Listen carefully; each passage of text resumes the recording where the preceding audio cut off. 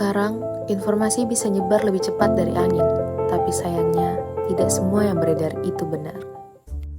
Waktu pertama kali diskusi, kami sadar hoax bukan cuma masalah berita palsu, tapi juga tentang bagaimana Sumpah, kita ini beritanya mencari, bener-bener aneh banget. mencari, Coba dan deh kalian. menyebarkan informasi. Kamu yakin gak itu berita sih? Bener dong harusnya, kan ini udah sebar di mana-mana. Nah, gimana kalau tugas kita ini tentang penyebaran berita hoax saja? Kan ini lagi marak-maraknya berita hoax ya? Dan yap, topik hoax resmi kami pilih. Di pertemuan ini, kami lanjut ke penyusunan proposal, menentukan pertanyaan, dan menghubungi responden.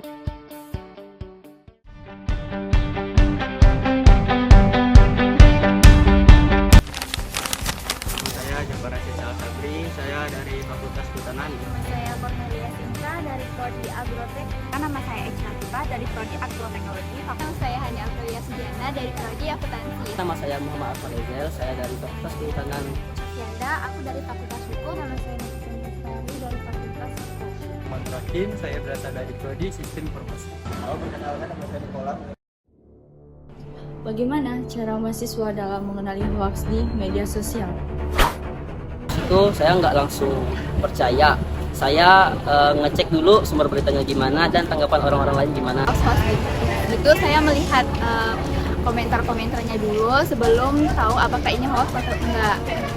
Terus saya juga mencari-cari dari web-web apakah berita ini hoax atau enggak. Saya akan memastikan link atau situs dari lembaga resmi atau tidaknya. Dan dari faktanya tuh dari kalau ada satu berita, kita tuh bisa cari lagi di sumber-sumber lainnya. Apa yang mahasiswa lakukan jika mendapat berita hoax di media sosial? Report. Saya melaporkan hal tersebut, kemudian mungkin hal tersebut akan dilanjutkan kepada pihak berwenang yang tidak akan menyebarkannya. Saya akan hapus dan mengingatkan yang lain agar tidak percaya. Kalau memang hoax, saya nggak sebarin dan ingatin teman-teman biar hati-hati. Dia mendapatkan berita hoax, kemungkinan besar saya akan melaporkan akun tersebut. Tidak akan menyebarkan berita itu tanpa melakukan analisis. Dari hasil wawancara, kami menemukan bahwa sebagian besar mahasiswa sudah paham cara membedakan berita hoax. Mereka tahu langkah-langkah cek fakta dasar seperti melihat sumber, membandingkan informasi, dan memastikan ulang sebelum percaya. Analisis ini menunjukkan bahwa kesadaran literasi informasi di kalangan mahasiswa ternyata sudah cukup baik.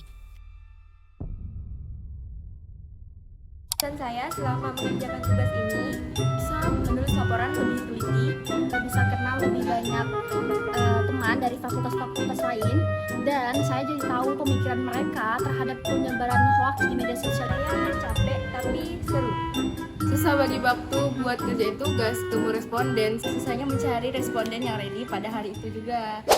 Penelitian ini bikin saya sadar tentang pentingnya cek fakta. Sekarang saya lebih berhati-hati sebelum percaya ataupun sebelum men-share berita tersebut ke media sosial. Buat kami, penelitian ini bukan cuma tugas kampus, tapi pengalaman berharga. Kami belajar kerjasama dan pikir kritis. Dan yang paling penting, belajar jadi lebih bijak di dunia digital.